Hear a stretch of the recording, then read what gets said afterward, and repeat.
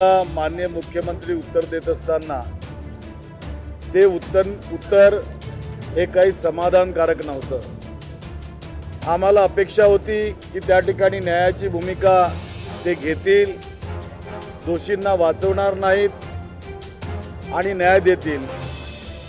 त्या परभणीमध्ये ज्यांनी आंदोलन केलं ती आंबेडकरी जनता आणि बौद्ध जनता ही न्यायप्रिय होती। ते त्यांनी मान्य केलं की शांततेमध्ये ते आंदोलन झालं, परंतु ज्यांनी संविधान शिल्पाची विटंबना केली त्याची पाठराखण त्यांनी त्या ठिकाणी केलेली आहे। एकीकडे म्हटलं की ते मनोरुग्ण आहेत आणि त्यांची हिस्ट्री त्या ठिकाणी त्यांनी सांगण्याचा प्रयत्न केला आणि बोलत असताना असंही म्हटलं की आता त्यांना पछतावा येतो। जर ते व्यक्ती मनोरुग्ण आहे तर त्याला पछतावा कसा येऊ शकतो त्या ठिकाणी? आणि जर असं असेल तर मग त्यांचा बोलविता धनी कोण आहे? त्यांनी असं सांगितलं की ते मोर्चात नव्हते। मग मोर्चात नव्हते तर टायमिंग त्या ठिकाणी ॲडजस्ट करून ती व्यक्ती त्या ठिकाणी विटंबना करायला कशी निघाली? परंतु राईट टू रिप्लायमध्ये आम्हाला त्या ठिकाणी बोलण्याची परवानगी देण्यात आली नाही, त्यामुळे आम्ही त्या ठिकाणी मांडू शकलो नाही।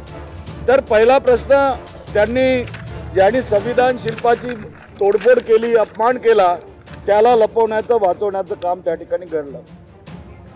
दुसरी बाब, कोमिंग ऑपरेशनच्या संबंधी माझ्याकडे व्हिडिओ फुटेज आहेत, सीसीटीव्हीचे फुटेज आहेत।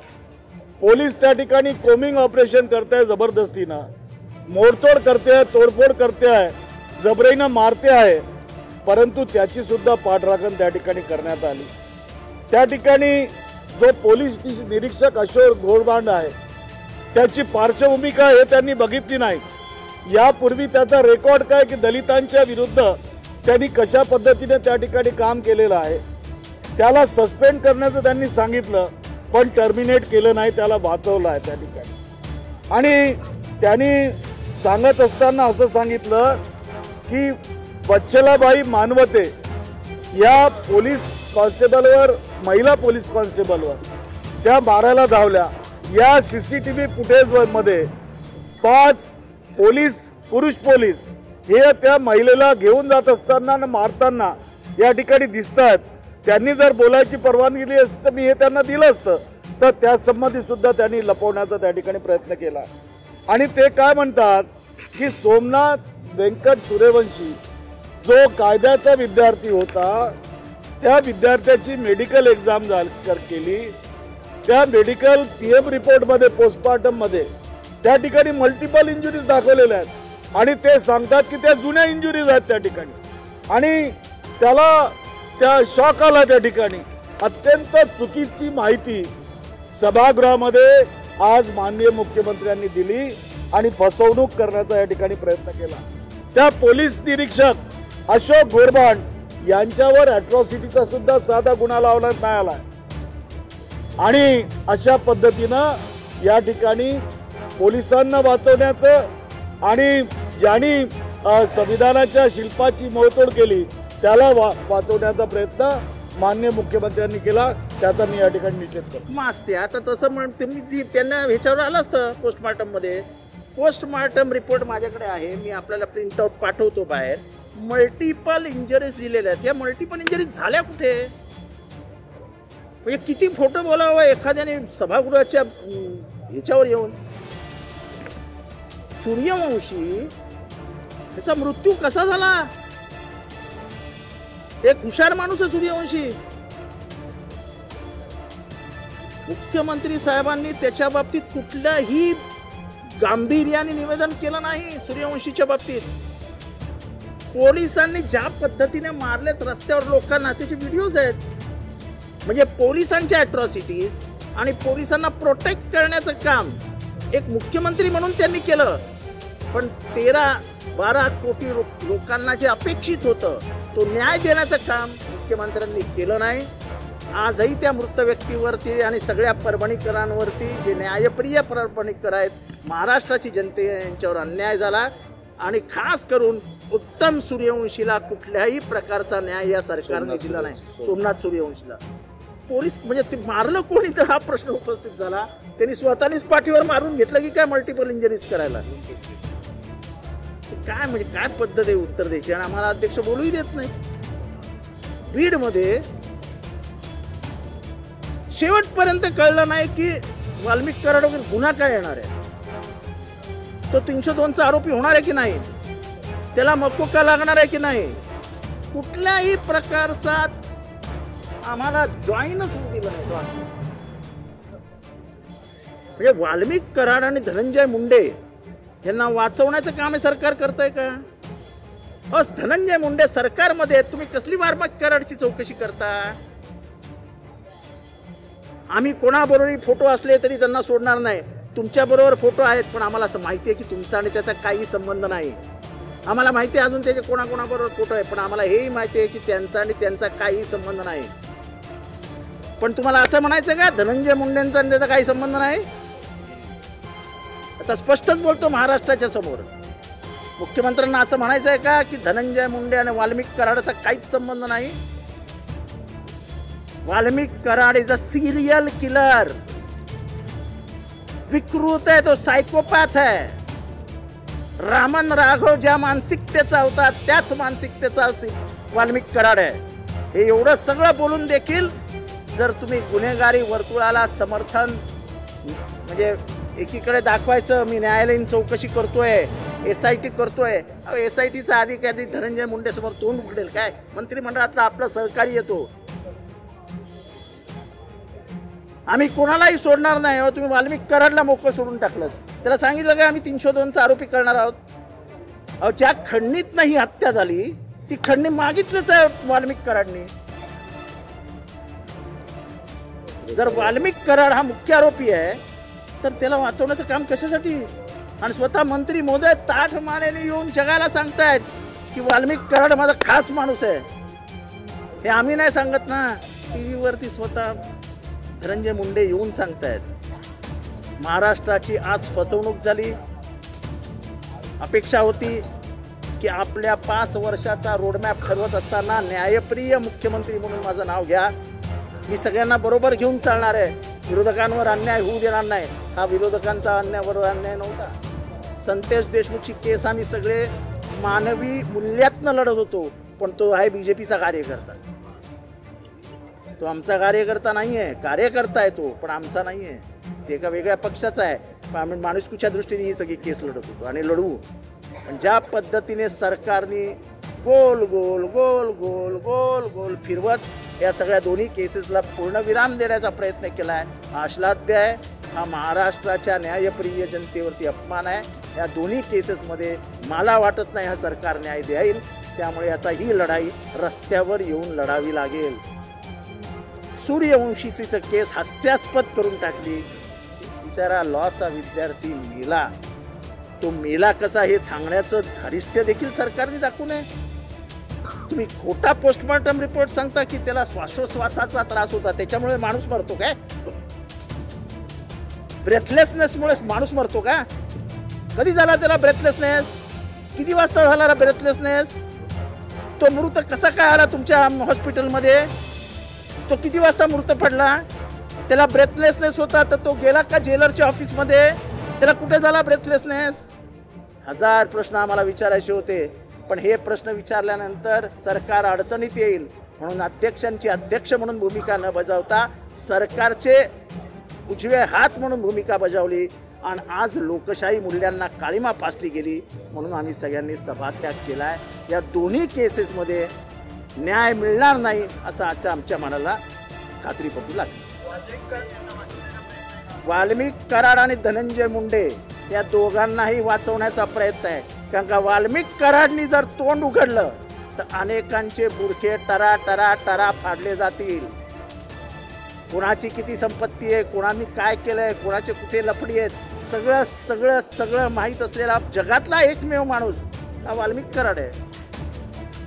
तेव्हा वाल्मिक कराडच्या फोनमधल्या गोष्टी बाहेर येऊ नये म्हणून वाल्मिक कराडला पण वाचवणार. वाल्मिक कराडला वाचवला तर बाकीचे वाचणार आहेत. अहो पण तुमच्या मंत्रिमंडळातला सहकारी स्वतः सांगतो माझा खास माणूस आहे. काल परवा सांगितलं आणि त्या खास माणसाची चौकशी तुम्ही करणार. त्या माणसाला बाजूला बसून म्हणजे धनंजय मुंडेला देखील हे सरकार घाबरते की काय अशी परिस्थिती आता महाराष्ट्रात निर्माण झाली आहे. जर दहशतीचं राज्य महाराष्ट्रात निर्माण होत असेल तर शिवशाहू फुले आंबेडकरांच्या महाराष्ट्राचं दुर्दैव आहे. SITच्या चौकशीला काही अर्थ नाही. न्यायालयीन जेव्हा ते म्हणतात की पूर्वीची पालेमुळे खळावी लागतील, तर आमचं तेच म्हणणं आहे की तो सिरियल किलर आहे.